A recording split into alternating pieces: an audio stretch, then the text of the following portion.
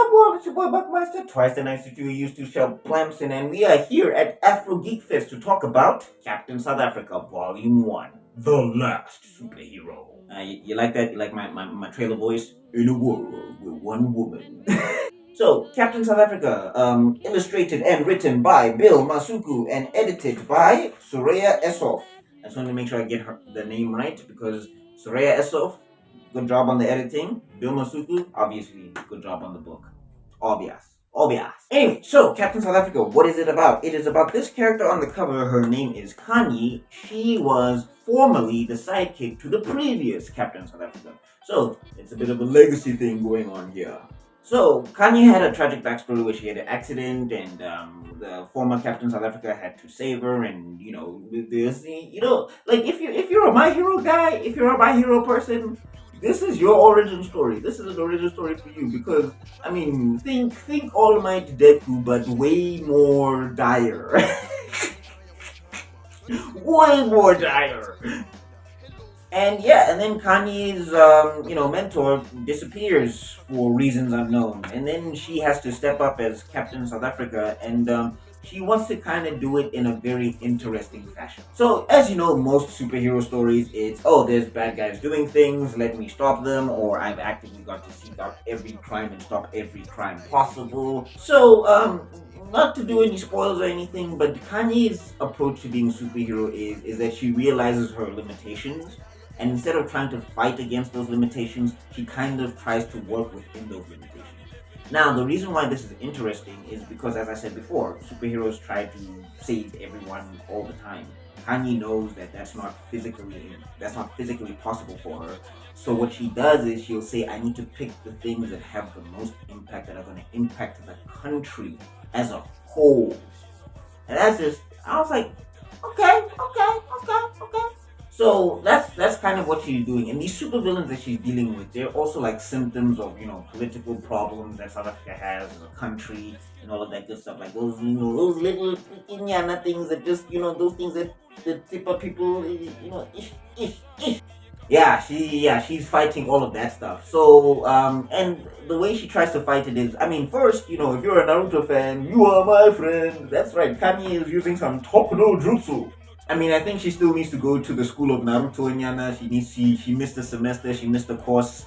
You know what I'm saying? So the top no jutsu it needs to be lifted. But she's trying. She's trying to talk down these villains. She's trying not to just fight people because she's also a superhero that's aware of collateral damage and how people can get damaged in their fights and all of that good stuff.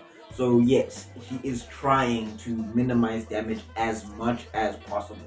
Which I also saw that's a very interesting thing to me. I was like, alright, Bill, I see what you're doing. The villains themselves they also like varied. So you get one guy who's reasonable, and then you get other brothers that are just like, yeah, about that reason. Exactly reason you how. Yeah, and also, superhero obligatory death of a loved one. Obligatory. Yeah, for the obligatory death of a loved one. And they do a little bit of an interesting thing with it, though. If you're a JoJo fan,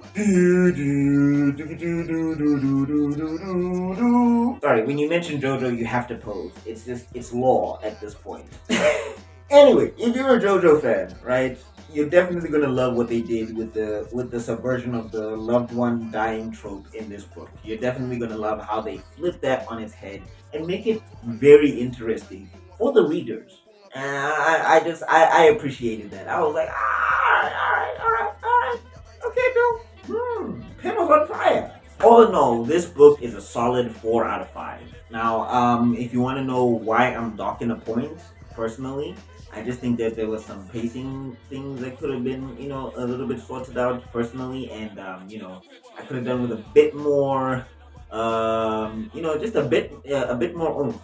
A bit more oomph. I mean, the oomph is coming because this is just volume 1. But again, solid. It's just nitpicks, personally, for me. It's not anything that's objectively bad about the story.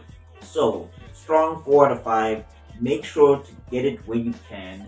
If you're at Comic-Con Africa, you'll probably get your hands on this relatively easily. But if you're not at Comic-Con Africa and you still are interested in reading this, watch this space. We're not just going to be covering South African comic books, or we're not just going to be covering Southern African comic books.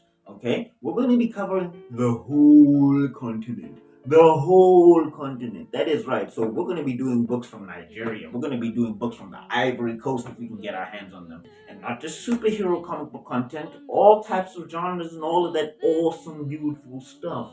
So again, if you're liking this, if you're liking the idea of us covering African comic books, and we've got a lot more in the vault in the chamber, make sure to like, to share, to subscribe, to ring the bell for notifications so that you don't miss these books. And make sure to follow us on all of our social medias. That is right, all of our social medias, links in the description down below.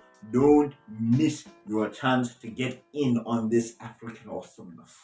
Hey, look at that! You made it to the end of the video. You are spectacular! Now, if you really like this video, please make sure to like, share, subscribe, and ring the bell for notifications so you know when Africa is Next is dropping more content like this. Yes, we've got more comic book reviews coming soon and all of that good stuff, so please make sure you stay tuned.